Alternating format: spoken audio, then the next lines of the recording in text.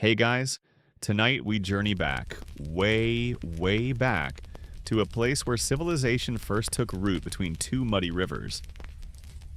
You're standing in the middle of a sprawling Mesopotamian city, somewhere around 3000 BCE.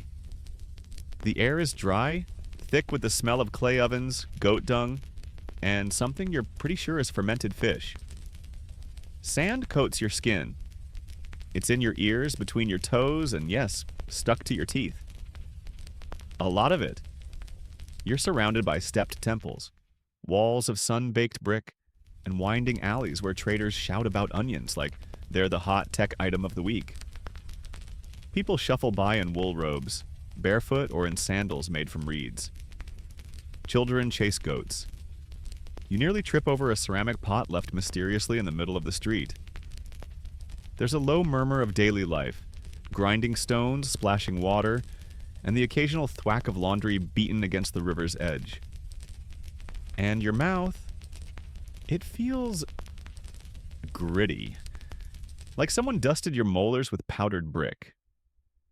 To be fair, you probably wouldn't survive this place for more than a day. The food's unfamiliar, the language is indecipherable, and clean water isn't exactly guaranteed. But tonight, that's not your problem. You're here to relax. You're here to explore the utterly unremarkable, yet oddly soothing story of how the ancient Mesopotamians kept their teeth clean in a time before toothbrushes, floss, or anything mint-flavored. So, before you get comfortable, take a moment to like the video and subscribe, but only if you genuinely enjoy what I do here. And let me know in the comments where you're listening from and what time it is where you are. Now, dim the lights, maybe turn on a fan for that soft background hum, and let's ease into tonight's journey together. You start walking slowly through the city of Ur, or maybe it's Eridu. It's hard to tell. Cities look similar when everyone's building with mud. You pass a bustling market where pomegranates, dried dates, and hunks of sheep's cheese are piled high. A boy offers you a fig and you bite into it, only to feel something like grit between your teeth.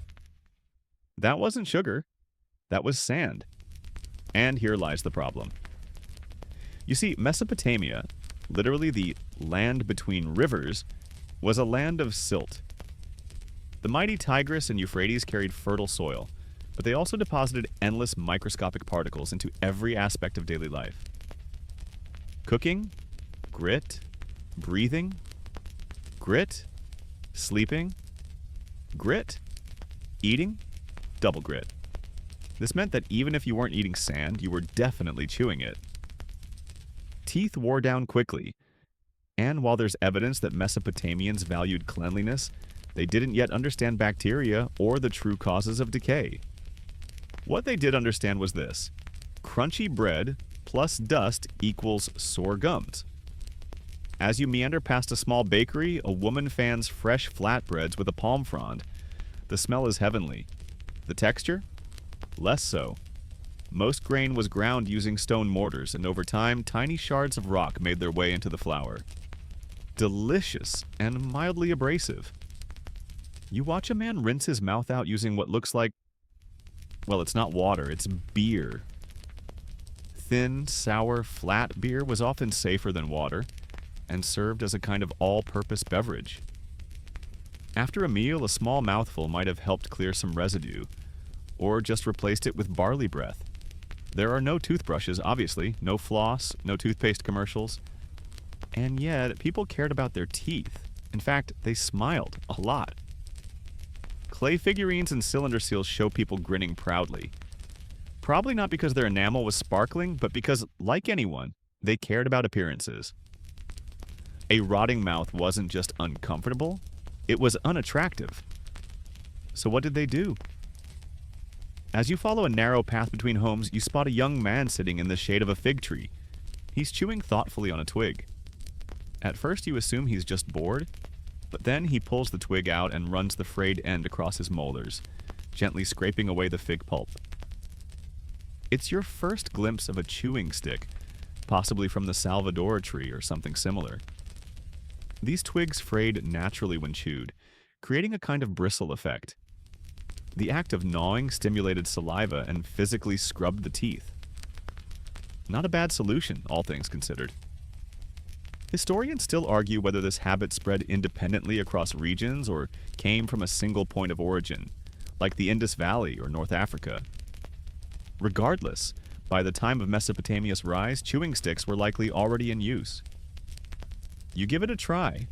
You pluck a twig from a nearby bush, hoping it isn't poisonous, and begin chewing.